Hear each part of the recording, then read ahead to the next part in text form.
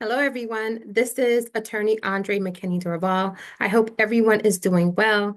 I have not been missing in action. I have been busy in action.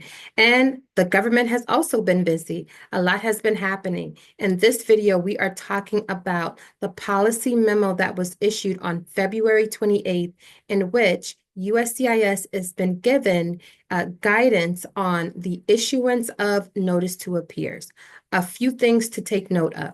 Number one, during President Trump's first term in office, a similar policy memo was issued. So this policy memo given to USCIS concerning notice to appears or the issuance of notice to appears isn't anything new. Number two, a notice to appear is a formal charging document in which the government will provide a non-citizen when they are seeking to begin removal or deportation proceedings. Now, I'm going to give a brief summary on the policy memo. I do want to give a disclaimer. I have tons of notes that I want to share with you in terms of things to consider and some guidance for those who are filing new applications or those who have pending applications. Now, the guidance given to USCIS for issuing notice to appears is that if a non-citizen files for an immigration benefit and that benefit is denied and that non-citizen otherwise does not have a lawful presence or lawful form of status outside of what they were seeking, or if that non-citizen is otherwise removable from the U.S., then USCIS is instructed to issue a notice to appear. Now, what I want to break down is we have two categories that this guidance is going to apply to. The first category is that there are many individuals who have already filed pending applications that are with USCIS. And number two, there are some of you who are going to be filing applications. And so there's some things that both category of applicants need to know. And that's what we're going to talk about in this video. I do also want to state that the memo goes on to specifically indicate that nothing that's contained in the memo with regards to issuing notice to appear to an individual will change or affect the procedures that are set forth for DACA and or TPS holders. So those two forms of statuses, they have their own regulatory scheme or statutory scheme. And so nothing in the memo changes that. Okay, let's now dive in a little bit further. Now, under prior administrations, it may have been the case that perhaps if someone had an application that was submitted to USCIS, and let's say if that application were denied, it may have been the case that USCIS did not issue a notice to appear, although the individual may not have had another form of lawful status. Well, this memo is specifically giving direction in that type of scenario to issue a notice to appear. So let's first talk about individuals who currently have a pending application with USCIS. Here are some things that you may want to consider while working with your attorney or an attorney. And that is, you may want to consider going back and reviewing the application or petition that you may have filed to examine any potential risk factors in light of this policy memo. Number two, you also want to consider, in a worst case scenario, if your particular application or petition is denied and you do receive a notice to appear, you want to start thinking about what forms of relief that you may have if you are placed in removal proceedings. And of course, for those who have pending applications already, it is important for you to make sure that your address is current with USCIS.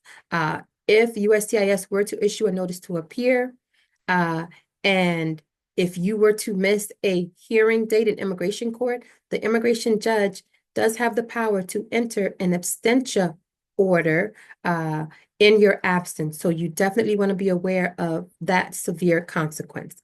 Now, let's talk about individuals who are seeking or who will be filing new applications. If you are someone who is looking to file a new application, you definitely want to work with an attorney. And again, number one, you want to consider and evaluate any potential individualized, risk factors with regards to your particular application so that you can make the best decision weighing risk factors against any benefits. Number two, you want to make sure that when putting together your application, you want to ensure that the application you are submitting or petition that you are actually eligible for. That's going to be important. You also want to ensure that any questions that ask about any dependents or prior marital statuses or anything like that, that it is fully complete and accurate. Um, Another thing that you want to do if you are someone or should consider if you are someone who is submitting a new application, and that is you want to have a copy of your immigration history that can be obtained by filing a FOIA request. And you also want to know your criminal history, and that includes by getting a FBI background check done, and also a state criminal background check for the state in which you live in or have lived in the past. Another thing you also want to be aware of is you want to consider any additional risk factors concerning if you are actually submitting an application on behalf of a dependent. As we all know, individuals who are U.S. citizens, they are able to sponsor more individuals, or let's say if you are a lawful permanent resident holder, sponsoring a particular family member, particularly so if you acquired your lawful permanent resident status through marriage, you want to be aware and ensure that you have not omitted any family members in any past applications that you may want to consider sponsoring in a current application. And of course, similar as what I stated for those who have a pending application, and that is you want to always make sure that your current address with any new filing is reflected and in the possession of USCIS. Because again, if an application were to be denied and a notice to appear is mailed out, if it is not sent to the correct address because you have not updated that, that potentially could cause you to miss a court date. And again, as I previously stated, a judge could issue a abstention order if you fail to appear at an immigration court hearing. Guys, these are just a few things to consider in light of the policy memo that's been issued, giving USCIS officers guidance. And as I've stated, a similar memo was issued during the first Trump administration. But of course, in this administration, we've discussed in several videos that under the current mass deportation scheme or plan, this is just another tool being utilized in the toolbox. And this one is once again giving direction to USCIS to issue notice to appears. So just be mindful of the tips that we have provided for you to consider. And guys, be sure to work with an attorney.